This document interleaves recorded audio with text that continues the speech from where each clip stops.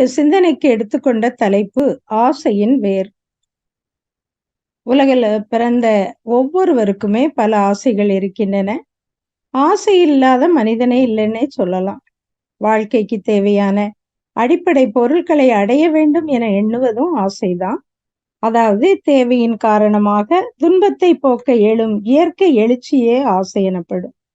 உயிர் வாழ்தல் என்ற காரணத்தால் தேவையும் தேவையால் ஆசையும் ஏற்படுகின்றன. உயிர் வாழ்தல் என்பதே ஆசையின் வேறாகும். ஒவ்வொரு ஜீவனுக்கும் பொதுவான இயற்கை தேவைகள் 3. அவை பசி, தாகம் ஆகியவற்றால் எழும் துன்பங்களை ஒட்டி எழுகின்ற தேவைகள், வெப்பத்தட்ப மாறுதலால் ஏற்படுகின்ற தேவைகள், உடல் கழிவுப் பொருட்களின் உந்து வேகத்தின் விளைவால் எழுகின்ற தேவைகள். ஆசையை பொதுவாக மண்ணாசை, பொன்னாசை, பெண்ணாசை என்று 3ஆக பிரித்துள்ளார்கள். துன்பங்கள் தோன்றுவதற்கு இந்த 3 வகை ஆசைகளே காரணம். புத்தர் ஆசையே துன்பத்திற்கு காரணம் என்று சொல்கிறார். மனிதன் பிறக்கிறான், வாழ்கிறான், மரிக்கிறான். வாழும் காலத்தில் மண்ணின் மீதே உலாவி மண்ணில் விளையும் பொருட்களை ஆகாரமாக உண்டு மண்ணிலேயே மறைந்தும் விடுகிறான். இதனால் வாழும் காலத்தில் இப்பெரிய உலகமே ஒவ்வொருவருக்கும் சொந்தமாக இருக்கிறது. இந்த உண்மையை மறந்து ஒரு குறிப்பிட்ட இடத்தை மட்டும் தனதென கொண்டு அறிவில் குறுகி நிற்பது ஒரு மயக்கமே என உணர்ந்தால் மண்ணாசை என்பது இருக்காது. மகான் சொல்வாங்க, மண்ணாசை என்பது ஒரு மிகப்பெரிய அறியாமைதான். இதை மக்கள் புரிந்து கொள்வதில்லை. 2 சகோதரர்கள் தன் தகப்பனார் விட்டு சென்ற நிலத்துக்காக சண்டை போடுறாங்களாம். அண்ணன் சொல்றாராம், இந்த நிலம் எனக்கு தான் சொந்தம், என்னுடைய நிலத்துல காலை வச்சா காலை வெட்டுவேன் அப்படின்னு சொல்றாரு. தம்பி, உனக்கு மட்டும்தான் வெட்ட தெரியுமா? இந்த நிலம் எனக்கு தான் சொந்தம், நீ காலை வச்சா நான் வெட்டுவேன்னு சொன்னாராம். இதுல வேடிக்கை என்னன்னா, இவர்களின் விவாதத்தை வேடிக்கை பார்த்து கொண்டிருந்த பூமி சொல்லிச்சான், அடே, நான் எவனுக்கும் சொந்தம் இல்லை, நீங்க 2 பேருமே தான் எனக்கு சொந்தம் என்று சொன்ன மண்ணின் இந்த குரல் அந்த மனிதர்களின் காதில் விழுவதே இல்லை என்பதுதான் பரிதாபம் அப்படின்னு மகான் வேடிக்கையா சொல்வாங்க. அப்போ உலகத்தில் உள்ள மனிதர்கள் எல்லாம் பெண்கள் வயிற்றில் உருவாகி அவர்களின் பாலை உண்டு அவர்களால் வளர்க்கப்பட்டு பின்னும் அவர்கள் துணை கொண்டு வாழ்ந்து வருகின்றார்கள். ஒவ்வொரு பெண்ணும் ஒரு ஆணுக்கு மகளாகவும் பல ஆண்களுக்கு சகோதரிகளாகவும் வேறு பல ஆண்களுக்கு தாயாகவும் இருக்கிறாள். வாழ்வில் உயர் ஒழுக்க முறைப்படி ஒவ்வொரு பெண்ணும் ஒரு ஆணுக்கு மனைவியாகவும் இருக்கிறாள். பருவம் வந்ததும் உடல்ல ஜீவ வித்து குழம்பு முதிர்ச்சி வரும்போதும் கழிவுப் பொருட்கள் உடல்ல தேக்கம் வரும்போதும் ஒரு விதமான துன்பத்தை அனுபவிக்க வேண்டி வருகிறது. அந்த தேங்கிவிடும் வித்து குழம்பில் வெளியேற்ற வேகம்தான் உயிராற்றலின் சீரான இயக்கத்துக்கு தடையாகி துன்பமாக உணரப்படுது. இதை சமன் செய்யதான் ஆணுக்கு பெண் துணையும் பெண்ணுக்கு ஆண் துணையும் தேவையாகிறது. ஆணுக்கு பெண் மேலும் பெண்ணுக்கு ஆண் மேலும் எழும் ஆசையே பெண்ணாசை என்று சொல்லப்படுகிறது. சமூகம் ஒவ்வொரு மனிதனையும் உருவாக்குது, பண்படுத்துது. ஒவ்வொரு மனிதனும் அறிவாலும் உடலாலும் சமூகத்திற்கு நன்மையான முறையில் தொண்டு புரிய வேண்டியது முதல் கடமை என்பதை உணர்ந்து கொண்டால் பொன் முதலான பணத்தின் மீது பேராசை கொள்வது ஏற்படுமா என்றால் இல்லை. வாழ்க்கையில் பணத்தை தொலைத்தவர்களை விட பணத்துக்காக வாழ்க்கையை தொலைத்தவர்கள்தான் இங்கே அதிகம்னு சொல்வாங்க. மகான் ஒரு கவியில சொல்றாங்க, மண் மீது பெண் துணையால் பொன் கொண்டே வாழ்கின்றோம், மாற்றுவதேன் மூவாசை மதி கொண்டே பயன் கொள்வோம் அப்படின்னு சொல்றாங்க. இப்ப இந்த 3 ஆசைகளை ஒழித்து யார் வாழ முடியும்? ஆனா ஒருத்தராலும் வாழ முடியாது. ஆனா ஆசையை ஒழிக்க முடியாது. தம்மில் எழக்கூடிய ஆசைகளை ஆராய்ந்து துன்பம் தரக்கூடிய முறையற்ற ஆசைகளை தவிர்த்து தனக்கும் சமுதாயத்திற்கும் நன்மை பயக்கும் ஆசைகளை செயல்படுத்துவதும் தீமை பயக்கும் ஆசைகளை ஒழுங்குபடுத்துவதுமே ஆசை சீரமைத்தல் எனப்படும். ஆசையை சீரமைத்தால் தான் வாழ்வை வளமாக்கி கொள்ள முடியும். ஒரு கதை பார்க்கலாம். ஒரு அரசனுக்கு இந்த உலகத்தையே ஆளும் அதிகாரம் தனக்கு வேண்டும் என்று பேராசைப்பட்டு தன்னுடைய குருவிடம் சென்று அதுக்கு ஒரு வழி கூறுமாறு கேட்டாராம். குரு மன்னருக்கு புத்தி புகட்ட விரும்பினாராம். அரசர்கிட்ட நான் ஒரு வழி சொல்றேன், அதுக்கு முன்பே நீங்க எனக்கு ஒரு காரியம் ஆகணும் உங்களால அப்படின்னு சொன்னாராம். அரசர் ஆவலுடன் சொல்லுங்க குரு அப்படின்னு சொல்லியிருக்காரு. ஒண்ணுமில்ல, ஒரு செப்பு குடத்தை, ஒரு சின்ன குடத்தை கொடுத்து, உன்னால் முடிந்த வரை இதுல என்ன போட முடியுமோ அதை போட்டு நிரப்பி தருவாயாகன்னு சொல்றாரு. அரசர் அட இது என்ன பெரிய விஷயம் அப்படின்னு நினைச்சுக்கிட்டு பணியாளரை கூப்பிடுறாரு. அரசர் பணியாளரிடம் கொஞ்சம் பொற்காசை கொடுத்து ஒரு பட்டு துணிப்பையில கொடுத்து அந்த குடத்தை நிரப்ப சொன்னாரு. பணியாளரும் பொற்காசுகளை அந்த குடத்துல கொட்டினாரு. அது நிரம்பல. சிறிய குடம்தான். திரும்பவும் நிறைய காசுகளை கொடுத்து குடத்துல கொட்ட சொன்னாரு. அப்பவும் நிரம்பல. குரு, என்ன அரசே, இந்த சின்ன குடத்தை நிரப்ப முடியவில்லையா என்று கேலியா கேட்டாராம். மன்னனுக்கு அவமானம் ஆயிற்று. தன்னுடைய கஜானாவில் உள்ள பொற்காசுகள், வைரம், வைடூரியம், தங்கம், வெள்ளி, முத்து, பவளம் மற்றும் விலை உயர்ந்த பொருட்களை எல்லாம் கொண்டு வர சொன்னாராம். அத்தனை பொருட்களையும் குடத்துல போட்டாங்க. அப்பவும் அது நிரம்பல. அரசருடைய உடலும் உள்ளமும் அப்படி ஓய்ந்து போனது. ஐயா, இது என்ன மாயம்? குருட்ட கேட்கிறாரு. இது என்ன பாத்திரம்? என் மொத்த கருவூலமும் காலியாகி விட்டதே, குடம் மட்டும் நிறையவே இல்லையே அப்படின்னு மன்னர் மனங்கலங்கி போய் கேட்டாராம். குரு சொல்றாரு, இது மனித மனத்தில் எழும் ஆசை என்ற பொருளினால் செய்யப்பட்ட குடம். இதை நிரப்பவே முடியாது. ஆசைக்கு ஏது அளவு என்றார் குரு. மன்னனுக்கு அதுக்கு பிறகுதான் புரிந்தது. அரசன் குருவை வணங்கினார். அரசர் மனமும் தெளிவு பெறுது. அரசர் இந்த உலகையே ஆளும் அதிகாரம் தனக்கு வேண்டும் என்று பேராசைப்பட்டார். ஆசைப்படலாம், ஆனால் பேராசைப்படக்கூடாது என்பதை இந்த கதையிலிருந்து நம்ம உணர்றோம். இவ்வாறுதான் மனிதர்கள் ஆசைப்படுறாங்க. சின்ன கார் இருந்தா பெரிய கார் வாங்கணும், அதே போல சின்ன வீடா இருந்ததுன்னா பெரிய வீடா கட்டணும் அப்படின்னு ஆசைப்படுறாங்க. ஆசைப்படலாம், ஆனா தன்னுடைய வரவுக்கு தகுந்தாற் போல நம்ம ஆசைப்பட்டு அதை நிறைவேற்றணும். இப்படிதான் ஆசை பேராசையாக மாறிக்கிட்டே போகுது. கண்ணதாசன் ஒரு பாடல்ல சொல்வார், ஆசையே அலை போல நாமெல்லாம் அதன் மேலே ஓடம்போலே ஆடிடுவோமே வாழ்நாளிலே அப்படின்னு சொல்வார். இப்ப பிறவி பெருங்கடல் நீந்துதல் என்ற லட்சியத்தை அடைய வேண்டும் என்பதும் ஒரு ஆசைதான். இந்த ஆசையை எப்படி ஒழிப்பது? வாழ்ந்துதான் நம்ம அந்த லட்சியத்தையே அடைய வேண்டும். அப்ப வாழ்க்கையில் உயரணும் அப்படின்னு திட்டமிடுறதும் நம்ம ஆசைதான். முடிவா வாழ்வின் நோக்கமான இறைநிலை உணர்தலும் ஆசைதான். ஆசை முறை மாறும்போதுதான் அது பேராசை எனப்படுது. அது மகான் சொல்லுவாங்க, இச்சை குறுகிடில் அறுகுணம் ஆகிடும், இச்சையின் பூரணம் நிற்குணம் ஆகிடும்னு. ஆசையின் காரணமாக தான் 6 தீய குணங்களும் ஏற்படுது. தீமையை தரத்தக்க உணர்ச்சி வயப்பட்ட அறிவின் திசை மாற்றம்தான் பேராசை, சினம், கடும்பற்று, முறையற்ற பால் கவர்ச்சி, உயர்வு தாழ்வு மனப்பான்மை, வஞ்சம் போன்றவை. இந்த 6 குணங்களும் எங்கே இருந்து பிறக்குது அப்படின்னு பார்த்தா, அந்த ஆசை என்பது முறைப்படுத்தப்படாமல், ஒழுங்குபடுத்தப்படாமல், அது போன வழியே போயிட்டு அப்படி ஏறிக்கொண்டே வரும்போதுதான் அதன் வேகமாக இருக்கக்கூடிய, அதில் இருக்கக்கூடிய ஆற்றலின் திசை மாற்றம் தான், அந்த தடைகள் தான் இந்த 6 தீய குணங்கள். முதல்ல ஆசைக்கு தடை ஏற்படும் போது அப்படி வேகம் வருது. ஆசைக்கு தடை வரும்போது அந்த தடையை உடைத்தெறிய வேண்டுமென எழும் உயிரின் அதிக செலவுதான் சினமாயிற்று. அடுத்தது கடும்பற்று. ஒருவர் வெளியூர் போறாரு, கட்டுச்சாதம் கட்டி கொண்டு போறாரு. 2 நாள் ஆகிட்டு, 2 நாளும் அந்த சாதத்தை சாப்பிடுறாரு. கொஞ்சம் சாதம் மீதி இருக்கு. நாளைக்கு இந்த சோறு கெட்டு போயிடும்னு தெரியும். அதை பசியால இருக்கும் ஒருத்தருக்கு கொடுக்கலாம். அவருக்கு கொடுத்தா அவருடைய பசி துன்பம் நீங்குமே என்ற எண்ணம் வர்றதில்லை. நாளைக்கு கெட்டு போகாட்டா நம்மளே அதை சாப்பிட்டுக்கலாம், கெட்டு போயிட்டா அதுக்கு பிறகு மற்றவருக்கு கொடுக்கலாம், அது வரைக்கும் இருக்கட்டு அப்படின்னு வைத்திருப்பதுதான் கடும்பற்று. கடும்பற்று என்பது ஆசையின் இறுகிய ஒரு கட்டம்.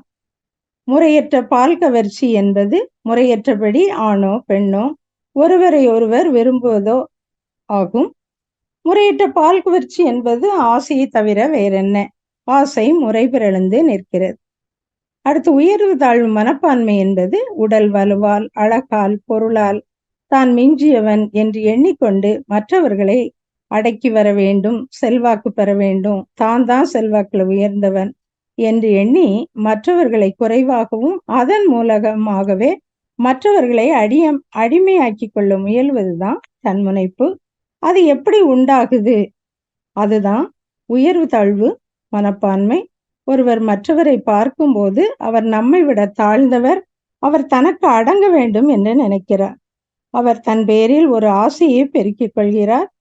அவருடைய செயலைத்தான் அடக்கி ஆளணும், பிறரை தனக்கு குறைந்தவன் என்று நினைப்பதும் ஆசையின் ஒரு பகுதிதான். ஆறாவதா உள்ள குணம் வஞ்சம். வஞ்சம் என்பது என்ன? வஞ்சம் என்பது தனி குணமா என்றால் இல்லை. சினம் எழுந்தபோது நிவர்த்தி செய்து கொள்வதற்கு காலமும் இடமும் ஒத்து வராத போது ஒத்தி போட்டு காலம் வரும்போது அதை முடித்து கொள்வேன் என்று மனதில் வைத்துக் கொள்கிறான். அதுதான் இன்றைக்கு ரெண்டு பேருக்கு சண்டை வருதுன்னா ஒருத்தனை திட்டுறான். அப்ப இன்னொருத்தன் அவனை திட்டவோ அடிக்கவோ பாக்குறான். ஆனா அந்த சமயம் அவனோடு ரெண்டு நண்பர்கள் இருக்காங்க. இப்ப போய் அவன் உடம்புல இவன் கை வச்சானா அவனை அவங்களாம் அடிச்சிருவாங்க. அதனால அவனை பிறகு பார்த்துக்கலாம் அப்படின்னு தண்டிக்கும் செயலை தள்ளி போடுறாங்க. அப்ப நாளைக்கு வரட்டு பார்த்துக்கலாம் அப்படின்னு அந்த கோபத்தை இருப்பு கட்டி வைத்துக் கொள்றான். இப்ப விலங்குகள்கிட்ட இருந்துதான் அந்த பண்புலாம் நம்மளுக்கு வந்திருக்கு. அந்த யானை பாம்புலாம் தன்னை துன்புறுத்தியவர்களுக்கு எவ்வளவு நாளானாலும் நினைவில் வைத்து கொண்டு துன்பம் செய்யும் அப்படின்னு சொல்வாங்க. இந்த இருப்பு கட்டிய சினம்தான் வஞ்சம்.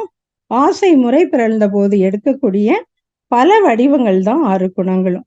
ஒவ்வொன்றா குறையணும் என்று நம்ம அவஸ்தைப்படுவதை விட இந்த ஆசை இன்னது என்று அறிந்து அங்கேயே அதை ஒழுங்குபடுத்தி விட்டால் அதற்கு பெயர் நிறைமனம். ஆசையின் பேரிலும் அனுபோகத்தின் பேரிலும் மனதை சிக்க விடுதல் தான் பற்று. பிறவியின் நோக்கத்திற்கு இசைவான வாழ்வை அமைத்து கொள்ள விடாமல் பற்றானது பாழாக்கிவிடும்.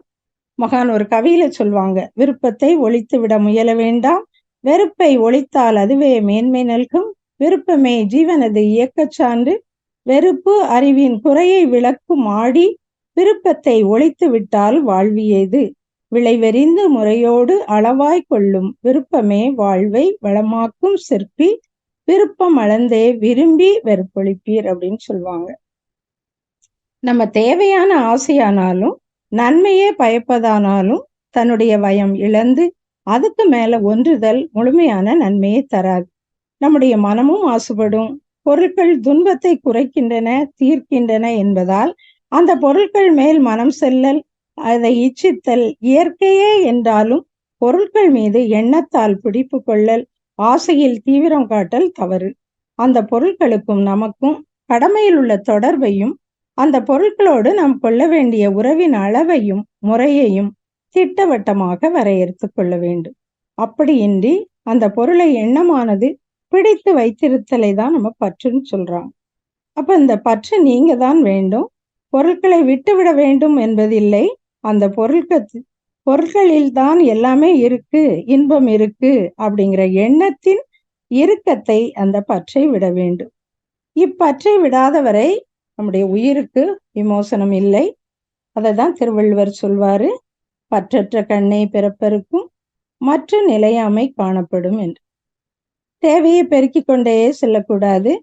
இப்ப நம்ம பெருக்கிக்கிட்டே போனோம்னா அனுபோகத்திலே மனம் சென்று அப்படியே போய்கிட்டே இருக்கும். பழிச்செயல் புரிந்து மேலும் மேலும் நம்முடைய பிறவி தொடர் நீளும். தேவைகளை முடிந்தவரை குறைக்கணும். அப்போதுதான் வந்த வேலையை பிறவி பயனை முடிக்க முடியும். அனுபோக பொருட்கள் மிக மிக உடல் நலம் கெடும். சொத்துக்களின் எண்ணிக்கை மிக மிக மன அமைதி கெடும். பாதுகாக்கப்பட வேண்டிய குடும்ப உறுப்பினர்கள் எண்ணிக்கை மிக மிக சுதந்திரம் கெடும்னு மகான் சொல்வாங்க. அதே சமயத்துல நமது கடமைகளையும் பொறுப்புகளையும் நம்ம அலட்சியம் செய்யவோ தள்ளிவிடவோ கூடாது. உறவிலேயே கண்ட உண்மை நிலை தெளிவு துறவு அப்படின்னு மகான் சொல்றாங்க. பொருட்களோடும் தேவைப்படும் தொடர்பின் தன்மையை அறிந்து அளவோடு விழிப்பாக வைத்துக் கொள்ளும் உறவே துறவு. அந்த துறவு மனதிற்கு தான். அது அனுபோகத்தில் விழிப்புடன் கூடிய உறவு. இன்ப நுகர்ச்சியில் மனம் சிக்கிக் கொள்ளாத அந்த மனநிலை தான். இதுதான் உறவில் துறவு, டிட்டாச்டு அட்டாச்மெண்ட். உண்மையான துறவு இதுதான். எனவே எல்லையற்ற அருட்பேராற்றலின் ஒரு பகுதியே ஒவ்வொரு மனிதனும் என்ற உண்மையினை உணர்ந்து அதனை மறவாமல் இருக்கவும் பழகி கொள்ள வேண்டும்.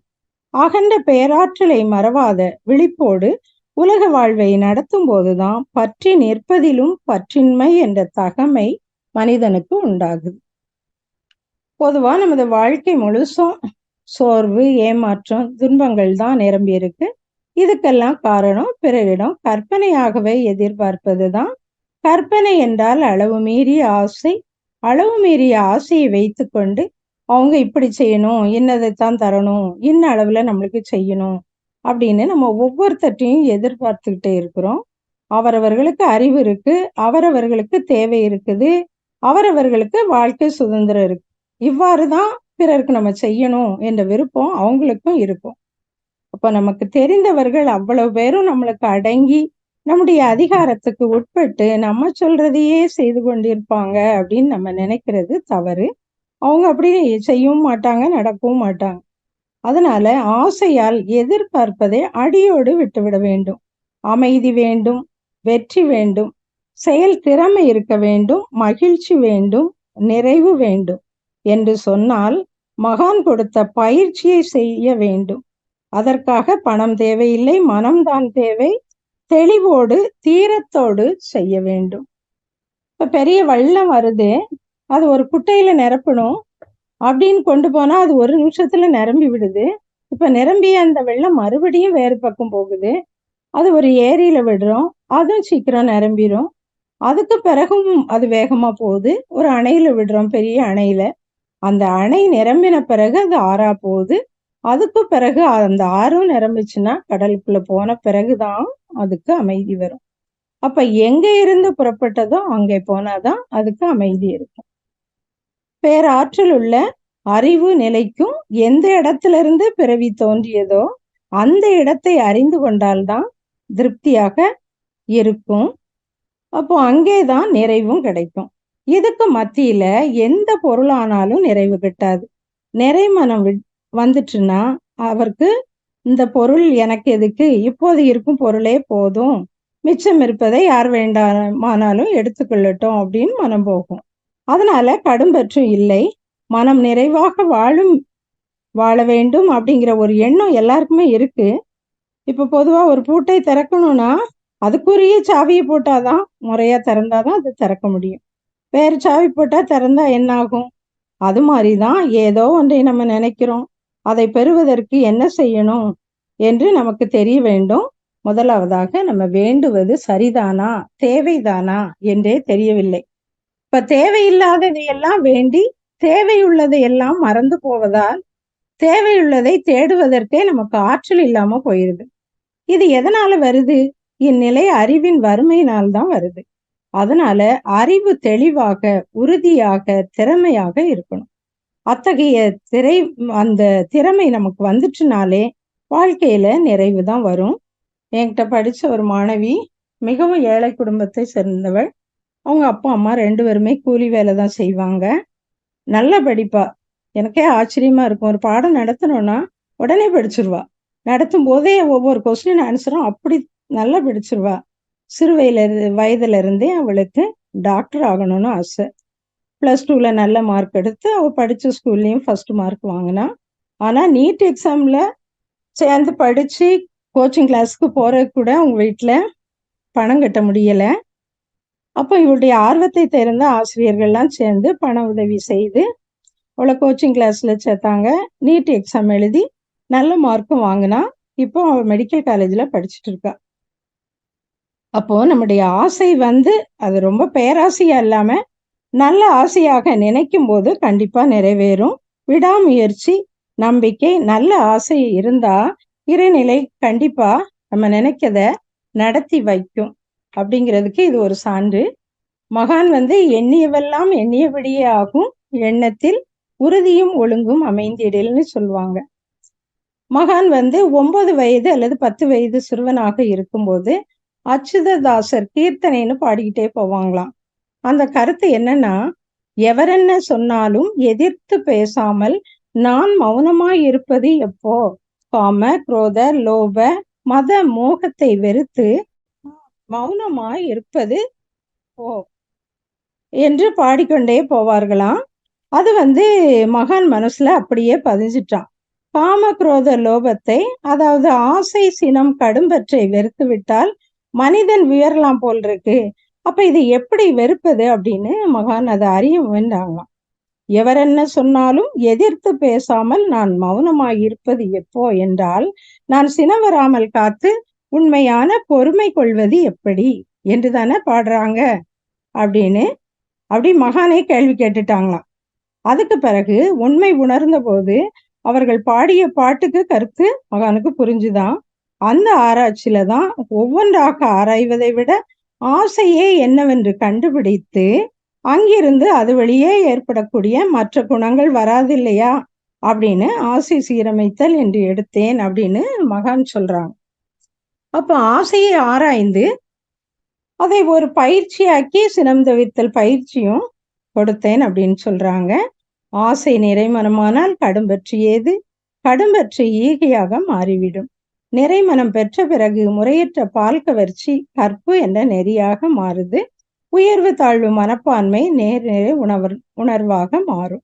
இப்போ வஞ்சம் என்ற இருப்பு, அதாவது அந்த பதிவு இருக்கிற வரையில எவ்வாறு அறிவில் உயர முடியும், அந்த பரம்பொருளை உணர முடியாது. இதைத்தான் வள்ளுவர் மனத்துக்கண் மாசிலநாதல் அனைத்தரன் ஆகுல நேரவரன் சொல்றார். அப்ப இந்த 6 குணங்களையும் முறையாக அருகுண சீரமைப்பு பயிற்சி செய்து நம்ம அதை சீரமைக்கணும். அப்ப பிறந்த போது ஒன்று கொண்டு வரவில்லை, வாழ்ந்து கொண்டு இருக்கிறோம். இந்த உலகத்தை விட்டு ஒரு நாள் போகும்போது எதுவும் கொண்டு போவதில்லை. இந்த நிலையாமை தத்துவத்தை உணர்ந்து தேவையான ஆசையை மட்டும் மனதில் கொள்ளணும்.